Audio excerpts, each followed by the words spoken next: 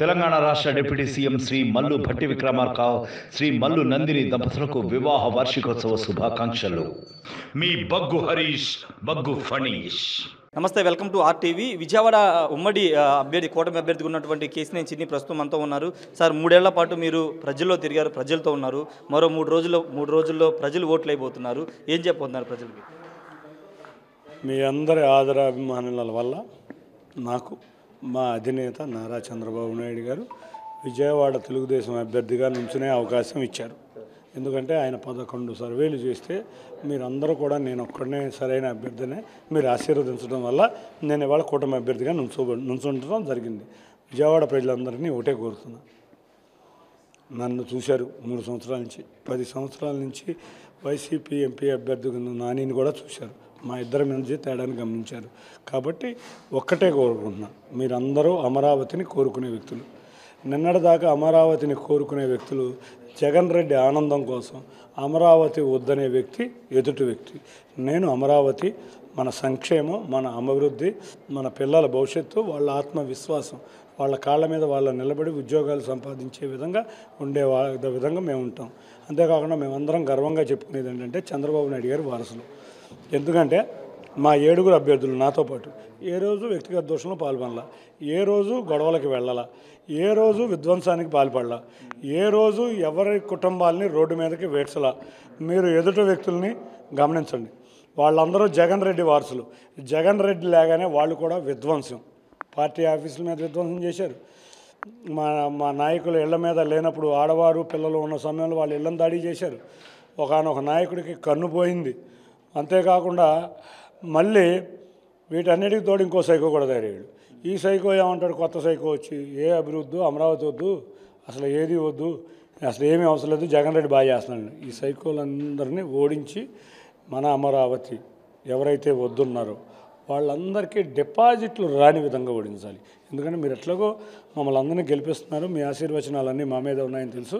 కానీ ఎదుటి వ్యక్తులు మన కళల రాజధాని అమరావతి వద్దు, మనకు పోలవరం వద్దు, మన చింతలపూడి వద్దు, మనకు భవిష్యత్తు వద్దు, మన పిల్లలకు భవిష్యత్తు వద్దు అని కోరుకుంటున్నారు. కాబట్టి అటువంటి వాళ్ళకి డిపాజిట్లు లేకుండా, ప్రజా జీవితంలో కూడా లేకుండా చేయాలని కోరుకుంటున్నాను. అంటే మీ మీద అనేక ఆరోపణలు కేశినేని నాని చేశారు, స్కాములని అవని ఇవన్నీ చాలా చేశారు. ఎన్నికల ముందు వాటికి ఏం సమాధానం చెప్తారు, ప్రజలకి ఏం చెప్పబోతున్నారు? నాని ప్రతిసారి చేసే ఆరోపణలే. 2009లో చిరంజీవి గారు డబ్బులు తీసుకున్నారని చేశాడు, అవునా? 2014లో కోనేరు సత్యనారాయణ గారు పెద్ద ల్యాండ్ స్కామ్స్టర్రు అది ఇది అన్నారు, అవునా? 2019లో మళ్ళీ పీవీపీని అదే మాట అన్నారు. ఈ అన్న మాటలకి ఆయనకి 7 ఓట్లు తెలుసు. ల్యాండ్ స్కారు, భూమి, చార్లెస్, శోభరాజు, ఈ 7 పదాలే తెలుసు. ఇంకా వేరే కొత్త పదాలు తెలియవు. ఈ 7 పదాలు పదే వాడుతూ ఉంటాడు.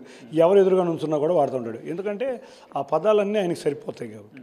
ఎందుకంటే ఇటుపక్క స్థలం, అటుపక్క స్థలం, మా కుటుంబంలో మా చెల్లి యొక్క స్థలం, ఎవరు ఆక్యుపై చేశారో, ఎవరు ల్యాండ్ కబ్జాలు చేశారో మాకు తెలుసు. బ్యాంకులకి లోన్లు ఆయన పదే చెప్పేది, బ్యాంకులకు లోన్లు. ఈ సిగ్గుందా? నీ బ్యాలెన్స్ షీట్ తెలుసుగా, నీకు ఫైనాన్స్ కంపెనీలు తెలుసుగా, వీటిలన్నిటి దగ్గర లోన్లు తెలియవా నీకు? నీ లోన్లు నీకు తెలుసుగా. ఎవడయ్యా అసలు అన్నిటికన్నా కూడా ఇంకో కొత్త విషయం చెప్పనా? నువ్వు సర్వీస్ ట్యాక్స్ డబ్బులు వసూలు చేసి ప్రభుత్వానికి, కేంద్ర ప్రభుత్వానికి కట్టకుండా ఎగ్గొట్టిన కేసు కూడా ఉంది. నీది అది కూడా మా దగ్గర ఉన్నాయి, దాని డీటెయిల్. ఆ రోజు వసూలు చేసిన డేటా 8.5 కోట్లు సర్వీస్ ట్యాక్స్ వసూలు చేసి, అది రికార్డు సర్వీస్ ట్యాక్స్ డిపార్ట్మెంట్లో కూడా ఉంది. చేసింది నువ్వు కాదా? ఆ రికార్డు తీస్తే ఇంకెంతకన్నా గౌరవమైన నేరాలు ఏమన్నా ఉంటాయి? నన్నేదో అంటావు. నా ఎఫిడవిట్ చూడు, నా మీద కేసులు ఉన్నాయనుకో, ఇదిగో ఈ కేసు ఇది మెన్షన్ చేయలేదు, ఇది క్యాన్సిల్ చేయండి, ఎందుకంటే రద్దు చేయండి అని చెప్పు. నాది క్లీన్ ఎఫిడవిట్. తెలంగాణ డీజీపీ ఇచ్చిన లెటర్ ఉంది, ఆంధ్ర డీజీపీ ఇచ్చిన లెటర్ ఉంది.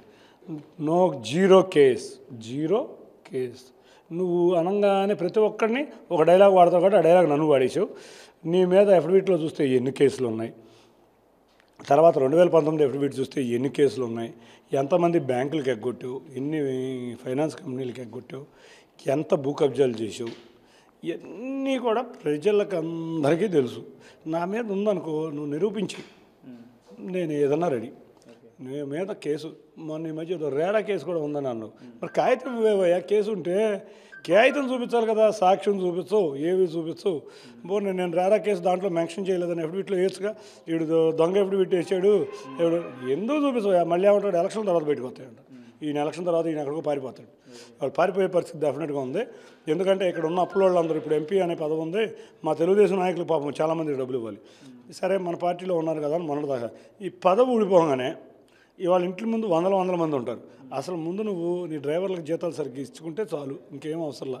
వాళ్ళు కూడా లేబర్ డిపార్ట్మెంట్ కేసు ఉంది నా మీద, ఎందుకు చేతారు? ముందు నీ మొహం అద్దంలో చూసుకుంటే నీకు అర్థమవుతుంది. నా మీద నీ కేసులు ఉన్నాయి, నీ మొహం అద్దంలో చూసుకుంటా, నువ్వు ఇంటర్వ్యూ ఇస్తావు అనుకుంటా. అందుకని నీ తప్పులన్నీ ఎదుటోడి మీద పెడతావు. ఇంకోటి పీవీపీ మీద కేసు వేసినాక పీవీపీ ఒక డిఫర్మేషన్ నోటీస్ ఇచ్చారు.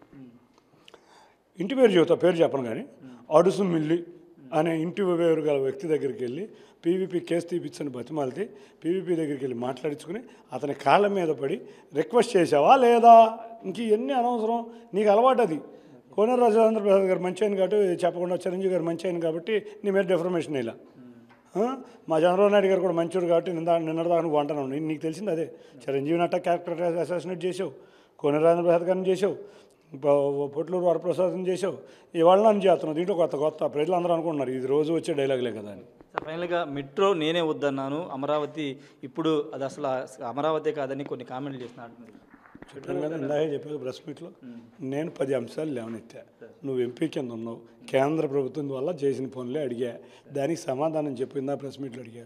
మెట్రో గన్నవరం నుంచి అమరావతి దాకా చంద్రబాబు నాయుడు గారు 2 బెంచ్ సర్కిల్ ఫ్లైఓవర్లు డిజైన్ చేస్తా, ఇట్లా 2 ఫ్లైఓవర్లు ఉండాలి, మధ్యలోంచి మెట్రో వెళ్ళాలని వారి కోరిక. ఆ కోరికని ఇవాళ నీ ప్రభుత్వం వచ్చి ఏమీ చేయలే. నేను అడిగా ఎయిర్పోర్ట్ ఎందుకు జరగట్లా, ఇంటర్నేషనల్ ఫ్లైట్స్ ఎందుకు దిగట్లా, ఎందుకు ఆగిపోయినాయి? అంతేకాకుండా రైల్వే స్టేషన్, విజయవాడ రైల్వే స్టేషన్కి ఏం చేసావు? హైదరాబాద్ రైల్వే స్టేషన్ క్రౌడ్ పెరిగిపోయిందని శాటిలైట్ స్టేషన్లు ఓపెన్ చేశారు. మరి నువ్వు ఒకరోజు విజయవాడ రైల్వే స్టేషన్, ఒకప్పుడు 2వ అతిపెద్ద జంక్షన్ విజయవాడ, అవునా? ఆ స్టేషన్లో ఒక 12 ప్లాట్ఫామ్ కొత్తది ఏదైనా వచ్చిందా? పోనీ ఈ రద్దీని తట్టుకోవడానికి శాటిలైట్ స్టేషన్స్ ఏమన్నా కోరేవా? కొత్తగా డబుల్ డెక్కర్ ట్రైన్లు వస్తున్నాయి, ఎన్డీఏ గవర్నమెంట్లో బుల్లెట్ ట్రైన్లు వస్తున్నాయి, స్పీడ్ ట్రైన్స్ వస్తున్నాయి, శతాబ్దీలు వస్తున్నాయి. ఈ రద్దీ తట్టుకోవాలి కదా. ఈ రద్దీ తట్టుకోవాలంటే విజయవాడ ఏం చేయాలి? 2 శాటిలైట్ స్టేషన్. అది అసలు నీ బుర్రలో ఉందా? ఆ బుర్రలో లేని విషయాలు. అదే నేను అనేది. నేను అందుకే ప్రెస్ మీట్లో ఏది చేత కాదు. ఎవడన్నా మెట్రో అంటే వద్దంటాడా? అదే ఇట్లాగే ఉంటాయి. ఇతనికి ప్రజాప్రతినిధి కింద ఎందుకున్నాడో నాకే అర్థం కాదు. కొంచెం మతి బాగా భ్రమించినట్టుంది.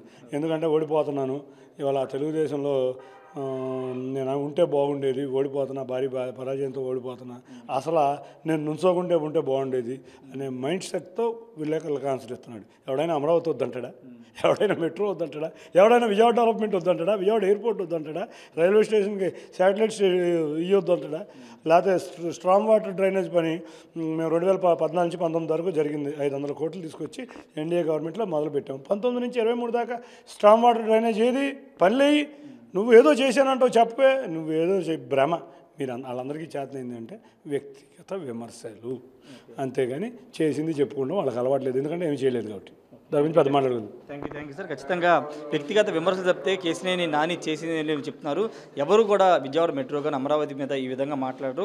రాబోయే రోజుల్లో తన మీద చాలా ఆరోపణలు చేశారు. వాటి మీద ఒక కేసు కూడా నిరూపించలేకపోయారు అని కేసినేని చిన్ని చెప్తున్నారు. రాబోయే రోజుల్లో విజయవాడ పార్లమెంటు ప్రజలు తన గెలిపిస్తారని కూడా కేసినేని చిన్ని ధీమా వ్యక్తం చేస్తున్నారు. Camera person ప్రసాద్తో Rayesh RTV Vijayawada నుండి. మరిన్ని వీడియోస్ కోసం ఛానల్ ని సబ్స్క్రైబ్ చేయండి. లేటెస్ట్ అప్డేట్స్ కోసం వాట్సాప్ ఛానల్ ని ఫాలో చేయండి. అండ్ లింక్ డిస్క్రిప్షన్ లో ఉంది.